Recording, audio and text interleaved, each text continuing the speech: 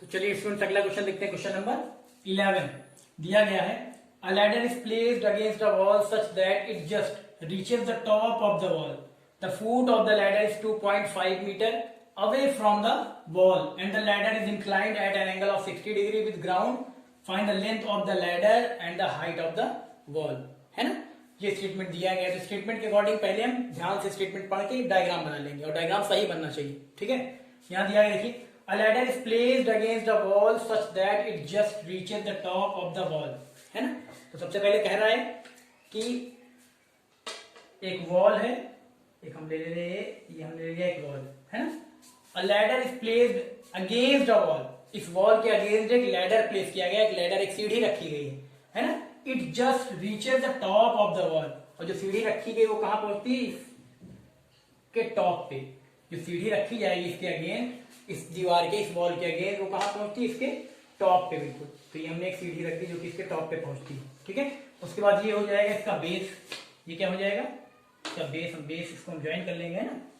जो वॉल होगी वो कहां होगी, बेस पे तो रहेगी, जमीन पे। कोई दीवार बनेगी तो जमीन पे तो बनेगी, इसका बेस है। ठीक, अब आगे फिर कह रहा है, the foot of the ladder is 2.5 metre away from the wall. है, the foot of the ladder, ये लैडर जो है, ये लैडर का फुट, इसको नाम भी दे दे रहे। चलिए, ये हो गया ए, ये हो गया बी और ये हो गया सी। अब ए सी क्या है, ए सी हमने लैडर लिया है, और ए बी क्या है, ए बी वॉल लिया है।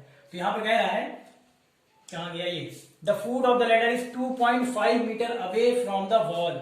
Foot of the ladder, foot of the ladder ये है ना, यानी लैडर का, सीढ़ी का निचला हिस्सा। The foot of the ladder is 2.5 metre away from the wall. जो वॉल से ये दीवार है, इससे कितनी दूरी पर है, 2.5 मीटर अवे। तो यहाँ पे हम लिख लेंगे, ये डिस्टेंस हमें दी गई कितनी, 2.5 मीटर। ये डिस्टेंस दी गई हमको, यानी सीढ़ी का जो निचला हिस्सा है वो इस वॉल से कितनी दूरी पर है, 2.5 मीटर की दूरी पर है, डिस्टेंस पर है। ठीक है, फिर आगे कह रहा है, कहां गया ये, and the ladder is inclined at an angle of 60 degree. और जो लैडर है वो ऐसे रखा गया है, इंक्लाइंड करके रखा गया है, जो कि इस बेस के साथ, यहां पे देखिए दिया गया है, the ladder is inclined at an angle of 60 degree with the ground. Ground क्या है, ये बीसी। इस ग्राउंड के साथ ये जो इंक्लाइंड यानी लाइन ऑफ जो साइट है वो कितनी एंगल बनाता है, वो एंगल बनाता है 60 डिग्री। ये एंगल है कितना, 60 डिग्री। ठीक है, फिर आगे कह रहा है, find the length of the ladder and the height of the wall. तो आपको length of the ladder, length of the ladder यानी एसी, सीढ़ी की लंबाई, सीढ़ी क्या है, एसी, इसकी लंबाई चाहिए। और क्या निकालना है, and the height of the wall. और वॉल जो है एबी, एबी इसकी हाइट चाहिए, एबी की हाइट चाहिए और एसी की लेंथ चाहिए। यानी लेंथ ऑफ लैडर यानी एसी निकालना है, हाइट ऑफ वॉल यानी एबी निकालना है। ठीक है, ऐसे डायग्राम जब आप बना लेंगे उसके बाद बिल्कुल सिंपल सा आप कर लेंगे। अब यहाँ पे हम करते क्या है, एबी जो हाइट है इस वॉल की, एबी क्या है, हाइट है, एच मीटर हमने ले लिया। एबी जो है, एबी क्या है, ये वॉल लिया हमने, एबी क्या लिया है, वॉल लिया है, तो इसकी हमने हाइट ले ली कितनी, एच मीटर। और ये जो है एसी क्या है, ये लेंथ ऑफ लैडर यानी सीढ़ी की लंबाई है, ये भी नहीं पता हमें, तो इसको हम लिख ले रहे हैं एक्स मीटर, है ना, ऐसे लिख ले रहे हैं, सपोज कर ले रहे हैं। अब यहाँ पे देखिए जो चीज हमने ली है यहाँ पे हम लिख देंगे, लेट, यहाँ पे हम सपोज कर ले रहे हैं, let the height, let the height of the wall, ऐसे लिख ले रहे हैं, let the height of the wall, height of the wall AB है ना, AB is equal to हमने ले लिया कितना, h metre, h metre, and length of ladder, and length of ladder, सीढ़ी की लंबाई, length of ladder, ऐसे लिख ले, and length of ladder, length of ladder, ladder की लेंथ हमने लिया एसी ना, तो यहां पे लिख लेंगे, and length of ladder AC is equal to कितना, एक्स मीटर। यानी हमें ए बी यानी एच निकालनी है, एच की वैल्यू निकालनी है, और एसी यानी कि एक्स की वैल्यू निकालनी है। तो अगर एच की वैल्यू निकाल देंगे तो हाइट ऑफ वॉल आ जाएगी, और एक्स की वैल्यू निकाल देंगे तो लेंथ ऑफ लैडर आ जाएगा। ठीक है, तो चलिए सबसे पहले हम लेते हैं क्या, इसमें इन ट्राइंगल एबीसी दिख रहा है, इन ट्राइंगल एबीसी, ये ट्राइंगल आपको दिख रहा है एबीसी। अब चलिए हम पहले मान लीजिए क्या निकालना, जो पहले देगा वही पहले निकालते हैं। Find the length of the ladder, length of the ladder निकालना है, तो लेंथ ऑफ द लैडर यानी एसी की लेंथ निकालनी है। तो यहाँ पे देखिए एसी ये दिया गया है, एसी ये हमें निकालना है, इसको ले लेंगे, और हमें गिवन क्या है, ये बीसी गिवन यानी 2.5 मीटर गिवन है ना। तो ये क्या होता है, अगर 60 डिग्री देख रहे हैं, एंगल ऑफ एलिवेशन जो है 60 डिग्री, इसके अकॉर्डिंग ये परपेंडिकुलर, ये बेस, ये हाइपोटेनियस होगा। तो यहाँ पे देखिए हमें एक्स लेंथ ऑफ लैडर पहले निकालना है, तो एक्स जो दिया गया, यानी कि हमें एसी में रिलेशन ढूंढना है और बीसी में। तो एसी क्या है, एसी हाइपोटेनियस है, और बीसी क्या है, बेस है। तो हाइपोटेनियस और बेस किसका रिलेशन होता है आपको पता है, ये पी बी पी हमको बताया गया ना, P B P H H B, ये आपको बताया गया ना। तो आपको रिलेशन किसमें चाहिए, एच यानी हाइपोटेनियस और बी यानी बेस में। एच और बी में रिलेशन चाहिए हाइपोटेनियस और बेस में। तो हाइपोटेनियस और बेस में यहाँ देखिए, हाइपोटेनियस और बेस में या बेस या हाइपोटेनियस में, तो ये होता है साइन का, ये कॉस का, ये टैन का। तो बेस अपॉन हाइपोटेनियस यानी बी अपॉन एच किसमें होता है, कॉस में। कॉस का रेशियो क्या होता है, बी अपॉन एच, या फिर हम सेक का ले सकते हैं, सेक का लेंगे तो एच अपॉन बी हो जाएगा, है ना। तो यहाँ तो बी और एच यानी बेस और हाइपोटेनियस में रिलेशन चाहिए। बेस और हाइपोटेनियस कह सकते हैं, हाइपोटेनियस और बेस में, बात तो एक ही है। तो इनमें रिलेशन, तो आपको ट्रिग्नोमेट्रिक रेशियो पता है, P upon H, B upon H, P upon B, ये साइन का, ये कॉस का, ये टैन का। तो यहाँ पे B upon H, base upon hypotenuse, तो हम क्या ले सकते हैं, कॉस। कॉस भी ले सकते हैं और सेक लेंगे एच अपॉन बी, तब भी हाइपोटेनियस और बेस में रिलेशन मिलेगा। चाहे तो हम यहाँ पे चाहे कॉस लें और चाहे सेक लें, ठीक है। तो चलिए हम कॉस ले लेते हैं, in triangle A B C, cos ये हो जाएगा, कॉस कितना आएगा 60 डिग्री, तो हम कॉस 60 डिग्री ले लेंगे। तो आपको पता है कॉस का रेशियो क्या होता है, बी अपॉन एच यानी बेस अपॉन हाइपोटेनियस। तो यहाँ पे देखिए राइट एंगल ट्रायंगल में बेस अपॉन हाइपोटेनियस कौन सा, बेस है बीसी, बेस है बीसी, बेस अपॉन हाइपोटेनियस क्या है, एसी। चलिए तो cos 60 डिग्री की वैल्यू कितनी होती है, cos 60 डिग्री की वैल्यू होती है 1/2। ट्रिग्नोमेट्रिक टेबल बताई गई है 1/2।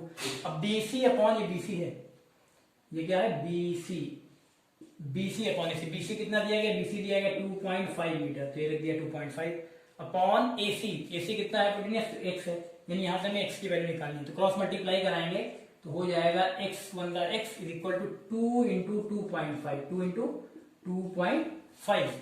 तो यहाँ पे आ जाएगा आपका x इज इक्वल टू 5.0 यानी 5 आएगा, मल्टीप्लाई कराएंगे तो, है ना। चलिए अब यहाँ पे आ गया x is equal to 5, x की वैल्यू 5 आ गई। x की वैल्यू 5 का मतलब क्या है, x क्या था, हमने सपोज किया x मीटर जो है वो क्या है, यानी 5 मीटर। ये क्या है, लेंथ ऑफ लैडर। तो हम लिख सकते हैं hence length of ladder, hence length of ladder, length of ladder is 5 metre, यानी लेंथ ऑफ लैडर कितनी आ गई, 5 मीटर। ये देखिए लेंथ ऑफ लैडर एसी आपने कितना लिया था, x मीटर माना था, तो x की वैल्यू कितनी है 5, तो x की वैल्यू पुट करेंगे 5 मीटर, यानी लेंथ ऑफ लैडर कितनी आ गई, 5 मीटर आ गई। और हमें क्या चाहिए लेंथ ऑफ लैडर के अलावा, and the height of the wall, और हाइट ऑफ द वॉल यानी ए बी की लेंथ चाहिए, यानी h की वैल्यू चाहिए। तो चलिए इसको भी निकाल लेते हैं, ये समझ में आ गया ना, इसको मिटा देते हैं। चलिए अगला निकालते हैं, इसके बाद यही देखिए इतना मिटा दे रहे हैं। आपने लेंथ ऑफ लैडर निकाल लिया, अब आपको चाहिए क्या, height of the wall, and the height of the wall, height of the wall यानी ए बी चाहिए। तो यहाँ पे देखिए आपको ए बी पता है, मतलब पता क्या है, आपने सपोज कर लिया h मीटर, ए बी ये आपको फाइंड आउट करना, आपको दिया क्या गया, गिवन क्या है BC। तो आप देख लीजिए यहाँ पे ये क्या है, ये परपेंडिकुलर और ये बेस। तो परपेंडिकुलर और बेस का रिलेशन क्या होता है, परपेंडिकुलर और बेस, परपेंडिकुलर और बेस ले सकते हैं या बेस और परपेंडिकुलर। तो परपेंडिकुलर और बेस रिलेशन होता है किसका, tan का। यहाँ हम लेंगे क्या, tan 60 डिग्री, ट्रायंगल ABC लिखेंगे, उसके बाद यहाँ इस बार tan लेंगे। tan क्यों ले रहे हैं, क्योंकि हमें पता है यहाँ से रेशियो से, यहाँ देखिए ये हमें निकालना है, AB ये लेंथ हमें निकालनी है, और दिया क्या गया है BC ये गिवन, यानी इसमें और इसमें रिलेशन चाहिए। तो ये क्या है, ये परपेंडिकुलर, ये क्या है, ये बेस है। तो परपेंडिकुलर और बेस में रिलेशन चाहिए, तो परपेंडिकुलर और बेस में रिलेशन या तो tan रेशियो क्या लेंगे, या तो tan लेंगे या तो cot लेंगे, तभी P अपॉन B मिलेगा, परपेंडिकुलर अपॉन बेस मिलेगा। cot लेते हैं तो बेस अपॉन परपेंडिकुलर मिलेगा, है ना। तो tan ले लिया हमने, तो P अपॉन B, tan क्या होता है, परपेंडिकुलर अपॉन बेस, और डायग्राम के अकॉर्डिंग परपेंडिकुलर क्या है AB, और बेस क्या है डायग्राम के अकॉर्डिंग BC, है। चलिए tan 60 डिग्री की वैल्यू सबको पता है कितनी होती है, √3, tan 60 डिग्री की वैल्यू √3। AB क्या है, AB तो हमने h सपोज किया था, तो h, BC कितना है 2.5, यहाँ पे भी अगर आप क्रॉस मल्टीप्लाई करा देंगे तो हो जाएगा 2.5 into √3, 2.5 into √3 is equal to h, यानी h की वैल्यू यहाँ देखिए आ जाएगी, h की वैल्यू आ गई 2.5 √3, 2.5 √3, और h हमने क्या सपोज किया था, यहाँ h मीटर क्या सपोज किया था, AB यानी the height of the wall.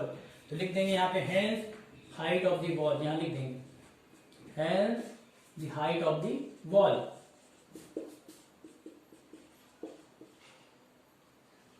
Hence the height of the wall is कितनी आई, 2.5 √3 मीटर, है ना। 5 डिस्टेंस देखिए मीटर में दी गई है, तो ये हाइट भी मीटर में आएगी, ठीक है। ऐसे करना है, स्टेटमेंट पढ़िए, डायग्राम बनाइए, उसके बाद रेशियो चेक कर लीजिए क्या लगेगा, साइन लेंगे, कॉस लेंगे, tan लेंगे, cot लेंगे, आराम से। इस टाइप के क्वेश्चन आप introduction to trigonometry chapter number 10 में भी कर चुके हैं, है ना, कौन सा रिलेशन रेशियो देख के क्या लेते हैं, पता है ना आपको, कर लीजिए।